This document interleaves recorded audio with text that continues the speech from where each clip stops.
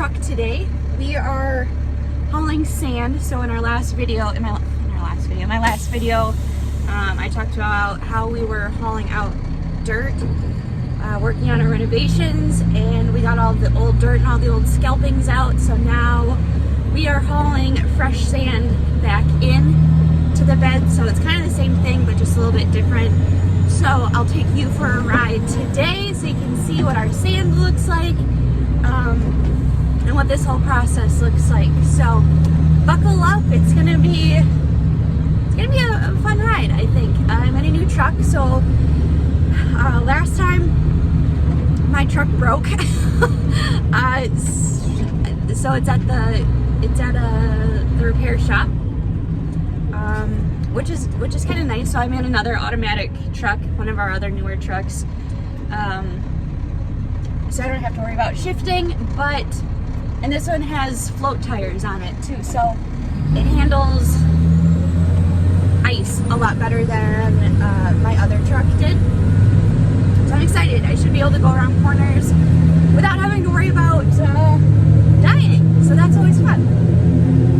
So right now I'm on my way to our sand pile to get my truck loaded up, and then I just hit something, and then I'll take you for a ride to the beds that we're renovating and show you what it's like to back down a little ramp into the bed and then dump my load of sand. So that's what we're going to be doing today, all day. It's about 10:30 right now. Again, we'll go all day long until it gets dark. So buckle up.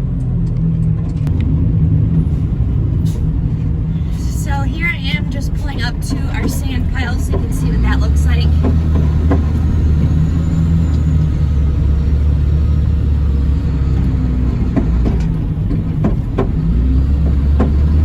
I make this big loop, and there's a truck getting loaded up right now. So straight in front of me here, where it's all white, that's a pond.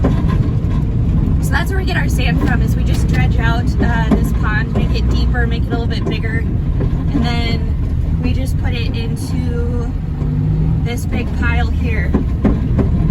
So you can see just how yellow this sand is. It's like beach sand, so it's really fine.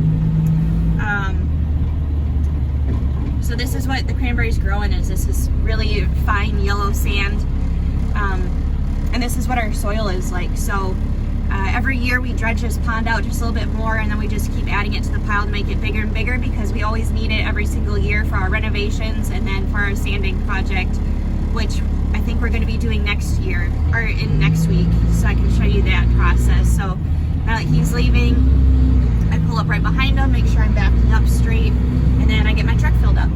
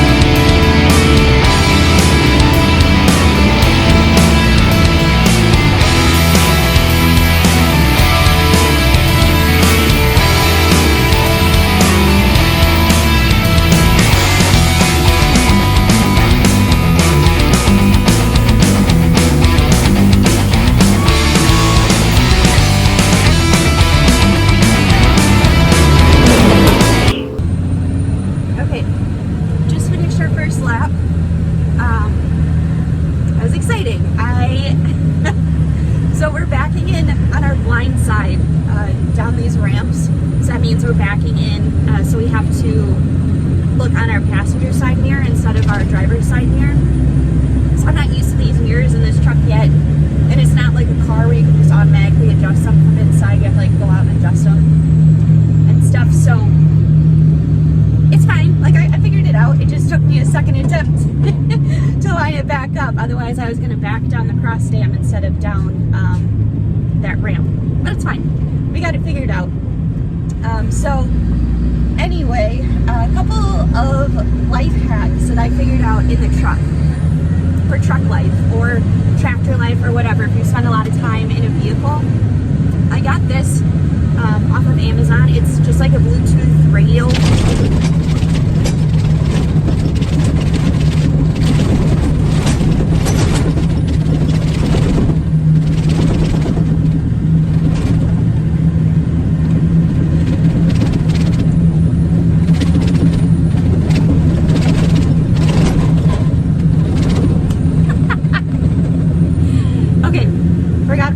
It's a Bluetooth radio converter, so it has slots where you can plug in your phone to charge it. It just goes in your cigarette lighter, and then you can go through and find and scan through radio stations to find just like a blank radio station. Then it hooks up to your Bluetooth on your phone, and then you can listen to music or podcasts or whatever through your phone onto the radio. So that way I don't have to put headphones in when I drive. I hate doing that because I'd rather listen to... Oh my goodness, so bumpy. I'd rather listen to whatever machine I'm driving to make sure that nothing sounds off. So I like to have my ears kind of free, but listening to the radio is fine. So I downloaded, when I get tired of podcasts, I like listening to stories personally. So like storytelling podcasts, I like that better than like a conversationalist type podcast, if that makes sense. Even though that's what my podcast is. If you don't know, I have a podcast called Forward Farming that I co-host with a dairy farmer named Becca. If you follow her on Instagram, Farming with the Hillbees. We have a podcast. We're just starting our 3rd season now, so if you want to check it out, that'd be cool. We talk about all things Wisconsin agriculture, what our lives are like as now moms. She has 3 kids. I have 1 baby. While being a mom and a farmer. So it's fun. We have a lot of cool conversations. Anyway, so I like listening to stories. So a lot of storytelling podcasts. I listen to a lot of true crime stuff because that keeps me like dialed in and it makes me nervous. So I feel like when I'm nervous, I pay more attention. So I like listening to that kind of stuff. But anyway, I just downloaded Audible to my phone, which I feel like I'm late to the game on that. So I listened to a book called Rock, Paper, Scissors when I was driving last week.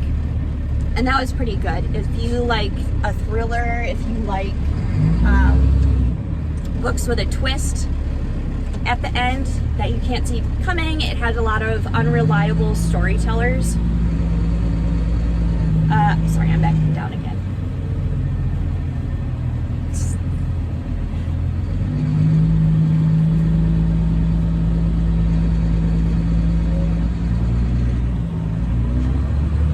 Woo!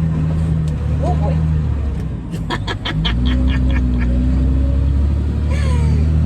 Coming in crooked.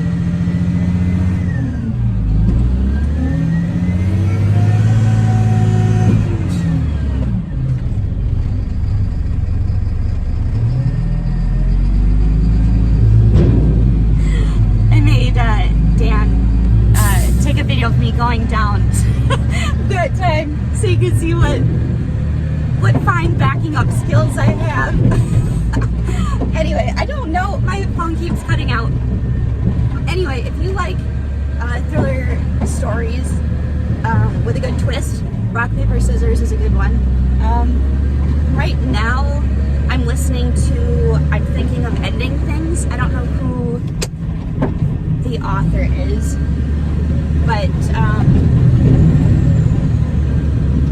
I just looked up books that kept you awake at night, and those 2 were at the top of the list. So I'm excited. I think this book is a lot like the movie, what's it called? Should have thought about this before I started saying it. Us? No. What's that other one where that girl brings her boyfriend back home to visit and they like do all these goofy things to him? It's like a Jordan Peele movie. I don't know. Oh God, now I feel stupid. This is Us. I don't know what it's called. Anyway, I don't know what it's about. It's about this guy that's bringing his girlfriend home to visit for the first time, and he seems very, very sus, very suspicious. So I just started it. I'm excited to listen to that all day. So those are kind of two things that allow me to keep my sanity throughout the day, keep me entertained, and also to keep me comfortable. Any ladies out there that are tired of having their jeans dig in their waistband, or like their waistband digging into their bellies while they're driving, if you're in a tractor all day, if you're driving a truck all day, Wrangler makes a pair of maternity jeans, and they look like normal jeans. They're normal work jeans, but there's a stretchy waistband just in the front, and then it has functioning pockets in the back, but not in the front, which kind of sucks. But they're boot cut jeans, and they're so comfortable. If you can't wear like yoga pants or leggings or whatever to work, like 10 out of 10 would recommend getting Wrangler maternity jeans. They are super comfortable to drive in, and I don't have to worry about my stomach hurting from my jeans being too tight. If you know, you know. So those are a couple of my life hacks for the truck life. If you have any good like thriller book recommendations for me, let me know. I'm always on the hunt for something good to read or to listen to. Another good book that I really liked, that was kind of dark and twisted. God dang, I can't remember anything. Dark Places? Dark Place? Dark Places. Really good book. That was actually a book that kept me awake at night. So if you like I was scared when I was reading that book. It messed me up in the brain. So if you like those kind of stories, Dark Place is a good one. I think it's a movie too on Netflix. So if you'd rather watch a movie than read it, that's a good one. I also, some of my favorite podcasts to listen to, obviously Crime Junkie. I listen to a lot of Dateline. Let's see, what else? I like listening to Mike Rowe has a podcast too. That's good. Otherwise I just listen to music all the time. Otherwise, that's kind of my day in a nutshell. Hope you guys enjoyed, and next week I should be back showing you what it's like to sand, which is also fun, a lot of driving. So, till then,